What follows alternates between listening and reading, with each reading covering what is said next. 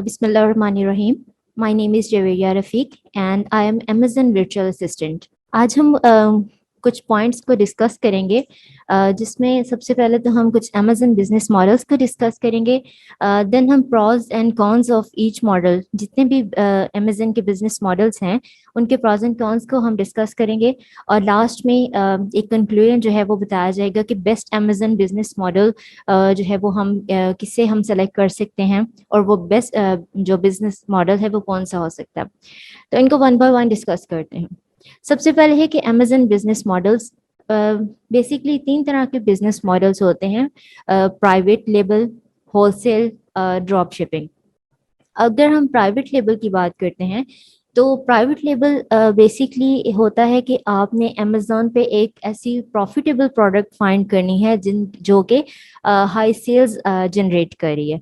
अब उस प्रोडक्ट के जब आपको वो प्रोडक्ट मिल जाती है जो कि हाई सेल्स जनरेट कर रही है, तो उसके बाद आप उसकी लेबलिंग इस तरीके से करते हैं कि आपने अपना एक उस पर ब्रांड बनाया होता है, और वो आप ब्रांड रजिस्टर्ड करवाते हैं। देन आप अपने ब्रांड की लेबलिंग उस प्रोडक्ट के ऊपर करवाते हैं। उसकी जब मैन्युफैक्चरिंग आप करवाते हैं तो उसके ऊपर आप अपना ब्रांड नेम मेंशन करते हैं। तो इसका मतलब होता है कि आप प्राइवेट लेबल कर रहे हैं, ठीक है। यानी कि अगर ऑलरेडी कोई एग्जिस्टिंग प्रोडक्ट है अमेजन पर और आपने उसको डिफरेंट टूल्स से आपने उसके ऊपर रिसर्च की कि ये प्रोडक्ट कितना प्रॉफिट जनरेट कर रही है, कितनी सेल्स इससे जनरेट हो रही हैं और हमें इससे क्या फ़ायदा होगा, तो उसको अच्छे तरीके से उसका एनालिसिस करने के बाद, उस प्रोडक्ट में कुछ चेंजेस करने के बाद और ब्रांड रजिस्टर्ड करवाने के बाद हम उसकी लिस्टिंग कर देते हैं अमेजन से अकाउंट पर, और उसके बाद जो है वो उसको हम इस सारे मॉडल को हम प्राइवेट लेबल कहते हैं। अगर होलसेल की बात की जाए तो होलसेल मॉडल डिफरेंट है प्राइवेट लेबल से। प्राइवेट लेबल में हम अपना एक ब्रांड जनरेट कर रहे थे और उसके बाद उसको मैन्युफैक्चर भी करवा रहे थे और उसके ऊपर अपना लेबल जो है वो हम जो है वो करवा रहे थे। लेकिन होलसेल मॉडल जो है वो इस तरह से डिफरेंट है कि इसमें हम अपना कोई ब्रांड जनरेट नहीं करते। इसमें जो ऑलरेडी ब्रांडेड प्रोडक्ट्स होती हैं, हम उनके मैन्युफैक्चरर, सप्लायर और डिस्ट्रीब्यूटर से कांटेक्ट करते हैं और उनसे वो चीज़ हम बाय करते हैं और उसको फिर रीसेल करते हैं अपने कंज्यूमर्स को। अब इसकी एग्जांपल्स हो सकती हैं कि जैसे डिफरेंट इलेक्ट्रॉनिक्स की प्रोडक्ट्स, किचन वेयर और पॉपुलर टॉयज जो होते हैं, ये तमाम कैटेगरीज में जो है वो हम होलसेल मॉडल में इसको डिस्कस कर सकते हैं।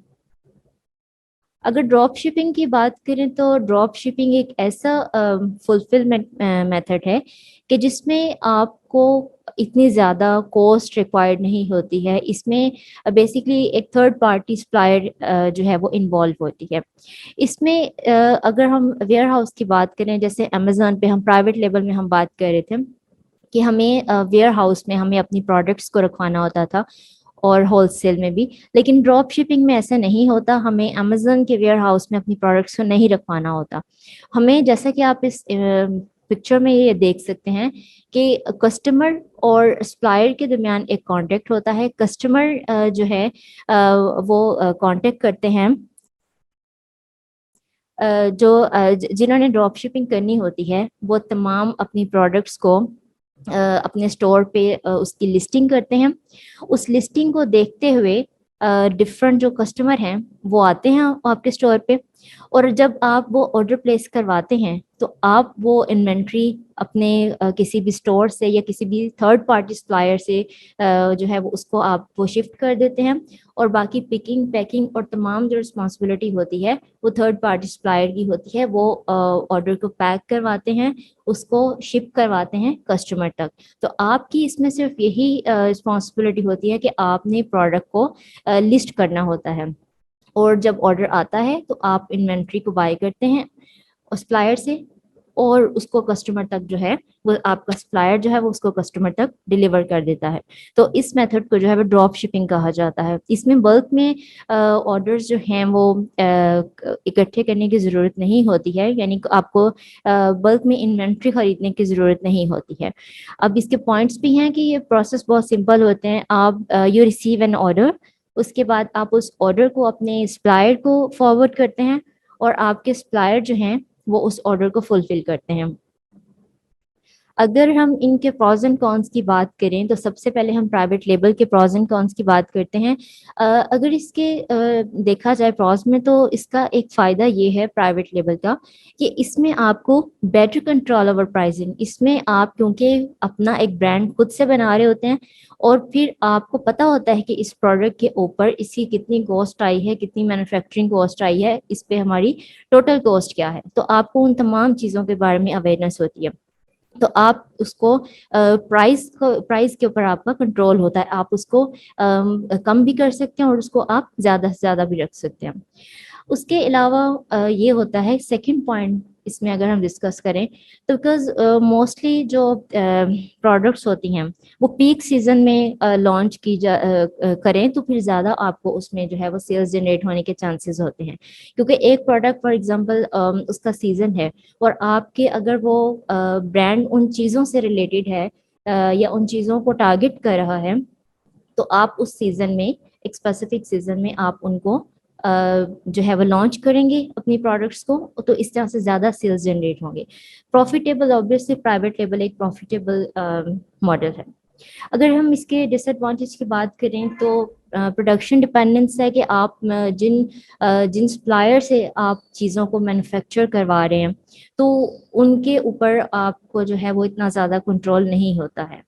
ٹھیک ہے, آپ کو ان پہ ان کے اوپر آپ کو ٹرسٹ کرنا ہوتا ہے. ہائی کمپٹیشن ہو سکتا ہے کہ جو ایگزسٹنگ پروڈکٹ کیونکہ آپ اس میں سلیکٹ کر رہے ہوتے ہیں تو ہو سکتا ہے کہ جو پروڈکٹ آپ نے سلیکٹ کی ہے وہ کسی اور برانڈ نے بھی جو ہے کسی اور کمپیٹیٹر نے بھی اس کو جو ہے وہ لانچ کیا ہو, تو اس طرح سے ہائی کمپٹیشن ہو سکتا ہے.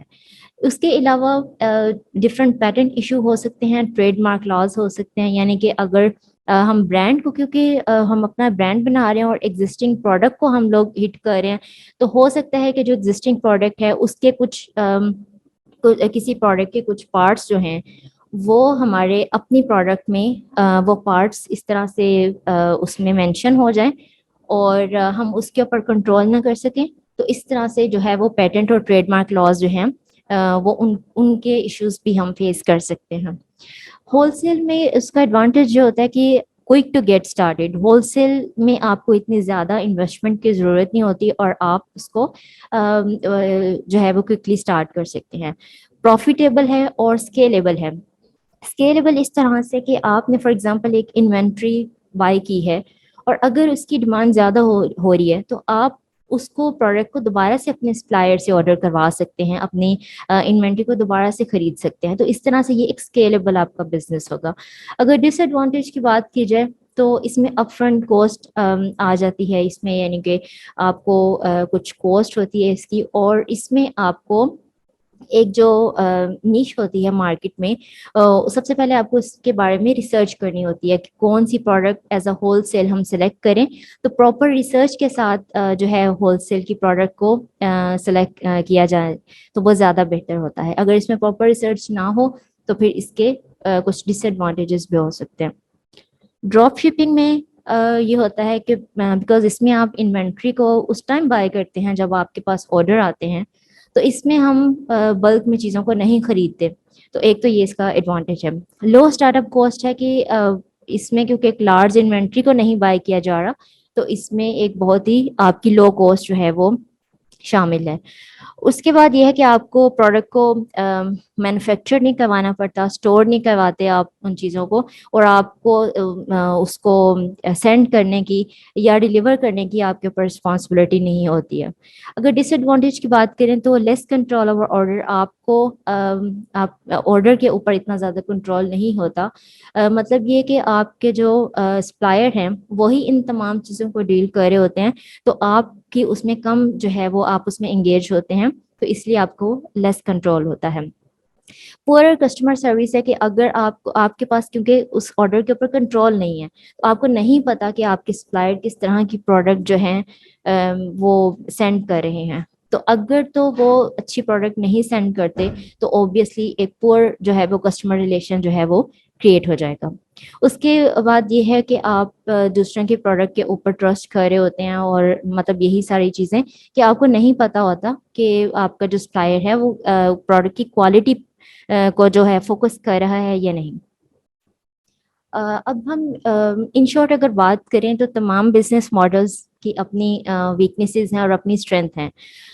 ہر ایک کی اپنی امپورٹنس ہے، لیکن ہم ہول سیل ماڈل کو ہم اس میں زیادہ ایک سیف ماڈل سمجھتے ہیں، بیکاز اس میں آپ کی لو بجٹ کاسٹ ہوتی ہے.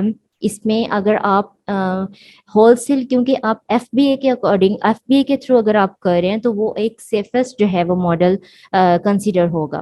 ایگزسٹنگ ڈیمانڈز اس کی بہت زیادہ ہو سکتی ہیں کہ جیسے اگر ایگزسٹنگ آپ کے پاس آپ نے انوینٹری خریدی اور اس کی اور زیادہ ڈیمانڈز آ رہی ہیں تو آپ انوینٹری کو بائی کریں گے اور اس کے بعد اس کے آپ آرڈرس لیں گے. اور ایزیئر انوینٹری ری اسٹاکنگ ہے کہ آپ کے پاس اگر اسٹاک ختم ہو گیا ہے تو آپ دوبارہ سے اپنے سپلائر کے ساتھ کانٹیکٹ کرتے ہیں اور اس کا آپ اسٹاک منگوا سکتے ہیں. تو اس طرح سے جو ہول سیل ماڈل ہے وہ ایک زیادہ ایک سیف ماڈل ہے، ایک فلیکسیبل اور ایک کوئک جو ہے وہ ماڈل ہے کہ جس کو ہم کوئکلی اسٹارٹ کر سکتے ہیں. Thank you.